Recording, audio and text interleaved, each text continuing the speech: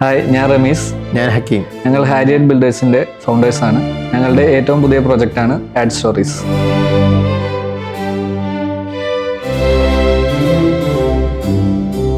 നമ്മളെ ഫ്രണ്ടായ അൻസറിൻ്റെ ബ്രദറിന് വേണ്ടിയിട്ടാണ് നമ്മൾ ഈ വർക്ക് ഡിസൈൻ ചെയ്തിരിക്കുന്നത്. അവൻ്റെ ഒരു കൺസെപ്റ്റ് എന്ന് പറഞ്ഞു കഴിഞ്ഞാൽ അവർ ആൾറെഡി ഒരു പ്രോപ്പർട്ടി ഉണ്ട്. അവർക്ക് ബ്ലാക്ക് ബട്ടൻ്റെ ഒരു ഗോഡൗൺ ആയിട്ടുള്ള ഒരു പ്രോപ്പർട്ടി ആൾറെഡി അവർക്കുണ്ട്. അവരെ ബാക്ക് സൈഡിലേക്ക് കുറച്ച് സ്പേസ് ഒഴിഞ്ഞിറക്കുന്നുണ്ട്. അപ്പോൾ ആ ഒഴിഞ്ഞിറക്കുന്ന സ്പേസ് എങ്ങനെ യൂട്ടിലൈസ് ചെയ്യാൻ പറ്റുമെന്ന് പറഞ്ഞിട്ടാണ് നമ്മളോട് ഫസ്റ്റ് അവർ മീറ്റ് ചെയ്തപ്പോൾ നമ്മളൊരു കാര്യം പറഞ്ഞത്. ആക്ച്വലി സൈറ്റ് വിസിറ്റ് ചെയ്യുന്ന സമയത്ത് ഇതൊരു കൺജസ്റ്റഡ് ആയിട്ടുള്ളൊരു ഏരിയ ആയിരുന്നു. പക്ഷേ നമ്മൾ ക്ലയൻറ്റിൻ്റെ റിക്വയർമെൻറ്റ് പറഞ്ഞാൽ കുറച്ചുകൂടി അധികമായിരുന്നു. അതായത് അവർക്കൊരു സ്റ്റുഡിയോ എന്ന കോൺസെപ്റ്റിനേക്കാൾ കൂടുതൽ അവർക്കൊരു പോഡ്കാസ്റ്റ് ഏരിയ, അതേപോലെ ഒരു സ്റ്റാഫിന് വേണ്ടിയിട്ടുള്ളൊരു എഡിറ്റിംഗ് റൂം, അതേപോലെ റിസപ്ഷൻ, അങ്ങനെ കുറേ ഒരു വൈഡായിട്ടുള്ളൊരു അവരൊരു റിക്വയർമെൻറ്റ്സ് ആയിരുന്നു അവർക്ക് ഉണ്ടായിട്ടുണ്ടായിരുന്നത്. ഇതിൽ ചലഞ്ചിങ് ചെയ്യുന്ന കാര്യങ്ങൾ എന്താണെന്ന് വെച്ച് കഴിഞ്ഞാൽ അവർക്ക് ടൈം 2 months കംപ്ലീഷൻ വേണം. അതേപോലെ തന്നെ അവർക്ക് ലോ കോസ്റ്റ് ആയിരിക്കണം എന്നാണ് അവരെ മെയിൻ റിക്വയർമെൻറ്റ് നമ്മളോട് പറഞ്ഞിട്ടുണ്ടായിരുന്നത്. അപ്പോൾ നമ്മൾ അവർക്കൊരു തോട്ട് വെച്ചു. മെയിനായിട്ട് നമുക്ക് ചെയ്യേണ്ട കാര്യങ്ങൾ എന്താണെന്ന് വെച്ച് കഴിഞ്ഞാൽ RCC ഒഴിവാക്കിയിട്ട് നമുക്ക് ഷീറ്റ് വർക്ക് ചെയ്യാമെന്നുള്ളതും, പിന്നെ അതേപോലെ തന്നെ വാൾസ് ഫുള്ളായിട്ട് നമുക്ക് സിമെൻറ്റ് ബോർഡ് എന്ന ഫസ്റ്റ് അവർ നമ്മൾ റിക്വയർമെൻറ്റ്സിലേക്ക് പറഞ്ഞിട്ടുണ്ടാകുന്നത്. അപ്പോൾ ഞാനത് വേണ്ട, സോണിൻ്റെ ചെറിയ നമ്മൾ ചെയ്യണ സ്റ്റുഡിയോ ആണല്ലോ, അപ്പോൾ ബ്രോഡ്കാസ്റ്റ് ഉണ്ടാവുകൊണ്ട് അതിൻ്റെ ഒരു സോണിൻ്റെ ചെറിയൊരു ഇഷ്യൂ കാരണം നമ്മൾ എന്തെറ്റി വെയിറ്റ് ബ്രേക്ക് കൊണ്ടാണ് നമ്മൾ വർക്കൗട്ട് ചെയ്തത്.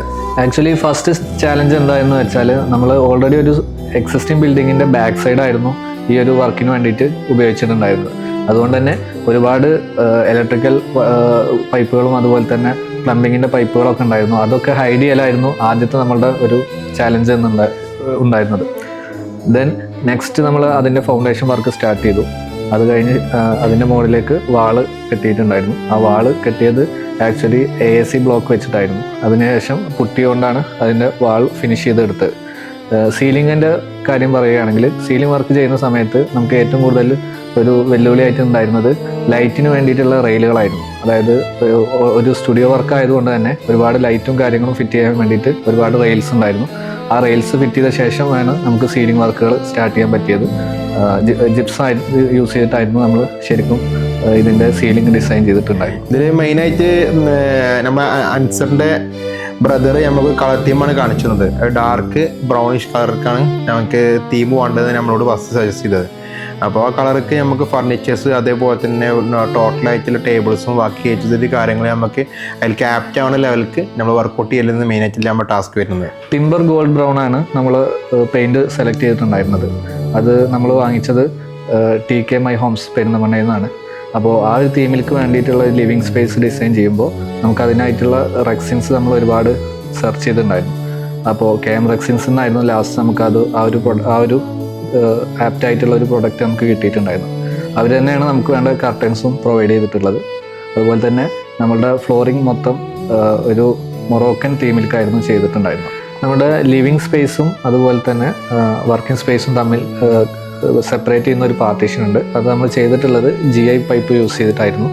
GI പൈപ്പിന് പുറമെ നമ്മൾ മെഷും അതുപോലെ തന്നെ ഗ്ലാസും യൂസ് ചെയ്തിട്ടുണ്ട്. ആ ഗ്ലാസ് നമ്മൾ കൂളിംഗ് ഫിലിം വെച്ചിട്ട് ട്രാൻസ്പെറൻസി ഒഴിവാക്കിയിട്ടായിരുന്നു ചെയ്തിട്ടുണ്ടായിരുന്നത്.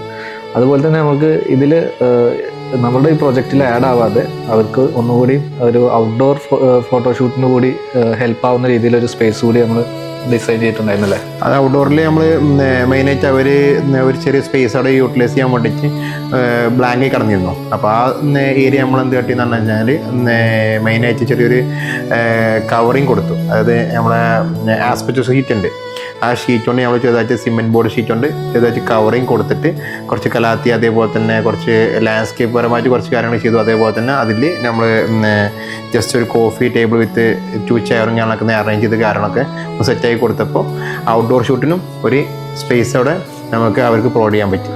അവരതിൽ കൂടുതൽ ഹാപ്പി ആയിരുന്നു. ആ ഒരു കാര്യം അവർ എക്സ്പെക്റ്റ് ചെയ്യാത്തൊരു കാര്യമായിരുന്നു നമ്മൾ കൊടുത്തിട്ടുണ്ടായിരുന്നു.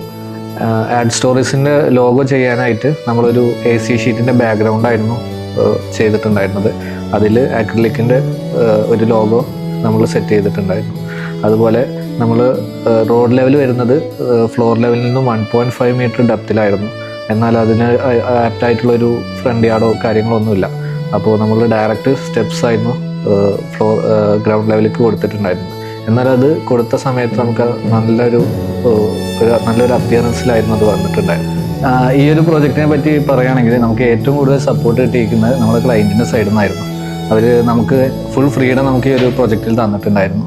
അവർ ഡയറക്ടേഴ്സ് ആണെങ്കിലും അവരുടെ ഫാദർ ബഷീർക്കാണെങ്കിലും അല്ലേ, ആള് മറ്റേ ടീനേജ് ലെവലിലേക്കുള്ള വർക്കൗട്ടിങ്ങാണ് ആൾ മെയിനായിട്ട്. ഏത് കളറാണെങ്കിലും പാർട്ടീഷനൊക്കെ ആൾ കൺസിഡർ നമ്മൾ പറഞ്ഞു കൊടുത്ത ആൾ ഓക്കെ അത് മതി, അങ്ങനെ ആ ഒരു തീമിക്ക് ആൾ പോയിരുന്നത്.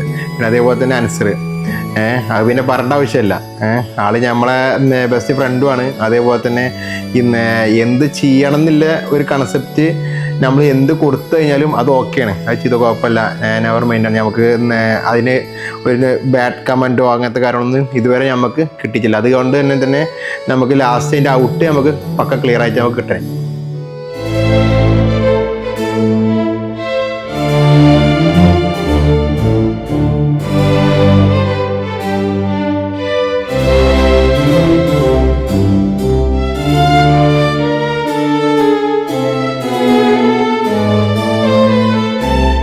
ഈ ഒരു പ്രോജക്റ്റിൻ്റെ കൂടുതൽ ഡീറ്റെയിൽസും വിഷ്വൽസും നിങ്ങൾക്ക് ആഡ് സ്റ്റോറീസിൻ്റെ പേജിൽ അവൈലബിൾ ആണ്. അതുപോലെ തന്നെ ഇങ്ങനൊരു കോൺസെപ്റ്റ്, ഒരു ഇൻഡോർ പോഡ്കാസ്റ്റ് ഏരിയ, അത് പെരിന്തൽമണ്ണ ഏരിയയിൽ ആദ്യമായിട്ടാണ് ഇവർ കൊണ്ടുവന്നിട്ടുള്ളത്.